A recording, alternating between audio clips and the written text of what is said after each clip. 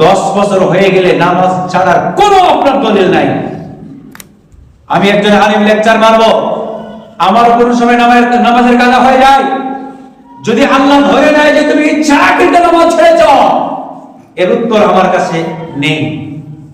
শুধু মুসলিম ভাই আব্বা জানার পর্দাশীল মা খালা বোনেরা, পৃথিবীতে আমরা যে কাজের সঙ্গে জড়িত থাকি না কেন, আমাদেরকে একটা জিনিস ভাবতে হবে, 5 ওয়াক্তের 5টা সময়ে রাত আর দিন মিলে আল্লাহ তাআলা প্রযোজ্য করেছেন যে আইনটাকে, এই আইনটাকে আমাদেরকে মানতেই হবে।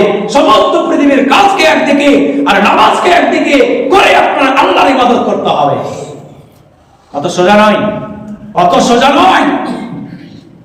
সুবহানাল্লাহ। আল্লাহ রাসূল বলছেন, আল্লাহ তাআলা রাসূলকে সম্বোধন করে বলছেন, বিসমিল্লাহির রহমানির রহিম ওয়া আনজির আশিরাতাকাল আকরাবিন। হে রাসূল, তুমি তোমার আহল বর্গকে আল্লাহর ভয় দেখাও। তুমি তোমার আহল বর্গকে আল্লাহর ভয় দেখাও, আল্লাহর ভয়ের কথা বলো, নামাজের কথা বলো, নামাজের দিকে রাখো, আল্লাহর ভয়ের সংসার চালের মধ্যে তুমি ছড়িয়ে দাও। আল্লাহ রাসূল হুজুর করিম সাল্লাল্লাহু আলাইহি ওয়াসাল্লামের কাছে একজন অন্ধ সাহাবা এলো, উম্মে মাকতুম। ওলামায়ে দ্বীন আছেন, ওনারা জানেন উম্মে মাকতুম একজন অন্ধ সাহাবী। আল্লাহ রাসূলকে এসে বলছেন, ইয়া রাসূলুল্লাহ, আমি তো 2 চোখেই দেখতে পাই না, আমাকে কি রুখসত দেওয়া যাবে? মসজিদে আমি নামাজ পড়বো না, বাড়িতে নামাজ আদায় করে নেব? আল্লাহ রাসূল বলেছেন, হ্যাঁ, তোমাকে রুখসত দেওয়া হলো, তুমি চলে যাও। আল্লাহ রাসূলের ওই সাহাবা অনেকটা দূর চলে গেছেন, সঙ্গে সঙ্গে আল্লাহ রাব্বুল আলামিনের পক্ষ থেকে নবী করিম সাল্লাল্লাহু আলাইহি ওয়াসাল্লামের উপর হুকুম চলে এলো। নবী করিম সাল্লাল্লাহু আলাইহি ওয়াসাল্লাম সঙ্গে সঙ্গে উম্মে মাকতুমকে আবারও ফিরিয়ে ডাকলেন, হে উম্মে মাকতুম শোনো। হে উম্মে মাকতুম, বলে, ইয়া রাসূলুল্লাহ, হাজির আছি। বলে, উম্মে মাকতুম, তুমি অন্ধ সাহাবা, চোখে দেখতে পাও না, ঠিক আছে, কিন্তু যখন আজান দেয় হযরত বেলালের আজান, তোমার কানে কি পৌঁছে শুনতে পাও? বলে, হ্যাঁ, আমি শুনতে পাই। আল্লাহ রাসূল বললেন, উম্মে মাকতুম শুনে নাও, যখন তোমার কানে আজান পৌঁছে গেছে, অতএব তোমার জন্য মসজিদে এসে নামাজ পড়তে হবে, এটাই ঘোষণা হয়ে গেল। সুবহানাল্লাহ। আপনার বাড়ি কত দূরে? এই মসজিদে কুচগিরিয়া অধীনে কতগুলো মসজিদ আছে? কতটা মাইকে আজান হয়? কোন আইন আপনি প্রয়োগ করবেন? কোন আইনের ব্যবস্থায় আপনি বাঁচতে পারবেন? বাঁচতে পারবেন না। আপনার একটা কথাও চুক্তির মধ্যে চলবে না। আজান শুনতে পেয়েছেন, যে মসজিদের এরিয়ায় থাকবেন, আপনাকে জামাতের সঙ্গে এসে নামাজ পড়তে হবে, এটাই শেষ কথা। পৃথিবীর কোনো কাজ আপনার জন্য খাটবে না, প্রযোজ্য হবে না। যদি হতো তাহলে এই অন্ধ সাহাবাকে রুখসত দেওয়া হতো, রুখসত দিয়েছে, আবার তাকে মসজিদে দেওয়া হলো, উম্মে মাকতুম, তুমি মসজিদে আজান শুনতে পাও, অতএব মসজিদে এসে জামাতের সঙ্গে নামাজ আদায় করো। আমি মাদ্রাসা যখন আদায় যায় একটা জায়গায়, আগে আমরা ছোটদের দেখেছি উদয় চাঁদ বলে হাত পা ভাঙলে নিয়ে যেত, ওইখানে দেখেছি একজন অন্ধ ব্যক্তি, বয়স্ক ব্যক্তি, মোটামুটি আপনার 50+ বয়স হবে, 2 চোখে অন্ধ। সুবহানাল্লাহ।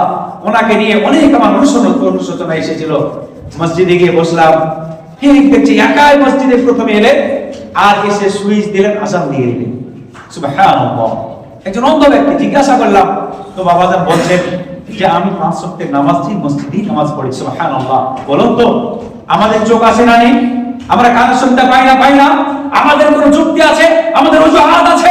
আল্লাহ রাসূল বলেছেন যে, ও সাহাবারা, তোমরা শোনো, ও আমার উম্মতবাসী, তোমরা শোনো, যে বাড়িতে আযান শুনতে পায় আর তারা মসজিদে বাদ দিয়ে আপনার ওয়াহিদক ভাবে ইচ্ছাকৃত বাড়িতে নামাজ পড়ে বসে থাকে, আল্লাহ রাসূল বলছেন, আমার মনের ইচ্ছা, আমার ইচ্ছা জাগ্রত হয়, যদি বাড়িতে শিশু বাচ্চারা না থাকতো, মহিলারা না থাকতো, তাহলে ওই বাড়িটাকে আগুন দিয়ে জ্বালিয়ে পুড়িয়ে নষ্ট করে দেয়। এরকম কঠোরতার আইন এসেছে। আর আপনি আমি আজান শুনবো, গল্প করব, বাড়িতে বসে থাকবো, এ ছাড় আমাদেরকে দেবে? আল্লাহ ছাড় দেবে? দিতে পারে না। আপনি যেই কাজের সঙ্গে নিয়োজিত থাকবেন, আপনার উপর 10 বছর প্লাস হয়েছে, আপনার জন্য আইন হয়ে গেছে। ভারতবর্ষের সুপ্রিম কোর্টে আইন পাস হয়ে গেল, ওয়াকফ সংশোধনী নতুন আইন। চালু হয়ে গেছে। আজকের ডেটে যে সমস্ত ওয়াকফের সম্পত্তি আছে, বিষয়টা নিয়ে তবুও বলছি ওয়াকফের এই সংশোধনী বিলে আজকে যারা রেজিস্ট্রেশন না করবে তাদের ওই আপনার সম্পত্তিগুলো সরকার বাজেয়াপ্ত করে নেবে। তাহলে সবাই হুড় করে শুনছি, কারণ একটা আইন হয়ে গেছে। এটা দুনিয়াবি আইন, দুনিয়ার সম্পত্তি আপনার রক্ষা করার আইন। কিন্তু আল্লাহ তাআলা যে আইনটা দিয়েছেন, এই আইনটা যদি আমরা না মানি, কাল কিয়ামতের প্রান্তরে আপনার আমার বাঁচার রাস্তা হবে? হতে পারে? হতে পারে না। ফি জান্নাতি ইয়াতাসাআলুন আনিল মুজরিমিন মা সালাকাকুম ফি সাকার قالوا لم نكن من المصلين। কিয়ামতের প্রান্তরে জান্নাতের মধ্যে যারা যাবে, জান্নাতবাসীরা একে অপরের কথোপকথন করবে, বলাবলি করবে। আনিল মুজরিমিন, যারা অপরাধী, যারা জাহান্নামী হয়ে গেছে, তাদের ব্যাপারে বলবে, হ্যাঁ গো, এই মানুষটা তো নামাজ পড়তো, এই মানুষটা তো ভালো কাজ করতো, আজকে জাহান্নামে কেন পড়ে? এই মানুষটা, এরা জাহান্নামে কেন পড়ে আছে? এক অপরের জান্নাতবাসীরা জাহান্নামীদেরকে নিয়ে গবেষণা করবে, আলোচনা করবে, এক অপরের সঙ্গে কথা বলবে। আনিল মুজরিমিন, অপরাধীর সম্পর্কে। মা সালাকাকুম ফি সাকার, ও ভাইরা, ও বন্ধুরা, তোমাদেরকে জাহান্নামে কিসে নিয়ে করেছে? কিসে নিয়ে এসেছে? কেন তোমরা জাহান্নামবাসী হয়েছো? তাদের মধ্যে অনেকেই উত্তর দিবে, ও বন্ধুরা, ও ভাইরা, পৃথিবীতে আমরা গেছিলাম, কিন্তু আমরা নামাজ পড়তাম না, আমরা নামাজ পড়তাম না। আল্লাহ রাসূল শেষ একবারে অন্তিম লগ্নে আল্লাহ রাসূল কখনো হোশ কখনো বেহোশ, এইরকম অবস্থা যখন হয়ে গেছে, আল্লাহ রাসূল কে দুজন সাহাবার কাঁধে ভর করে মসজিদে নববীতে গিয়ে খুতবা পেশ করলেন, জামাতের শেষ নামাজ পড়ালেন। তারপরে বিশ্বনবী বলছেন, ও উম্মতবাসীর সাথী, তোমরা শুনে নাও, সাহাবারা শুনে নাও, আজকের পর থেকে হযরতে আবু বকরের দরজা খোলা থাকবে, সকলের দরজাটা বন্ধ হয়ে যাবে। সাহাবাদের মধ্যে কেউ কিছু বুঝলেন না। আবু বকর তিনি বুঝে গেলেন যে এই পৃথিবীতে আল্লাহ তাআলা যাকে জাগতিক সম্পদ সমস্ত দিতে চেয়েছিল, আজকে পৃথিবীর জাগতিক সম্পত্তি ছেড়ে দিয়ে মাবুদের সঙ্গে দেখা করার জন্য প্রস্তুত নিয়েছে।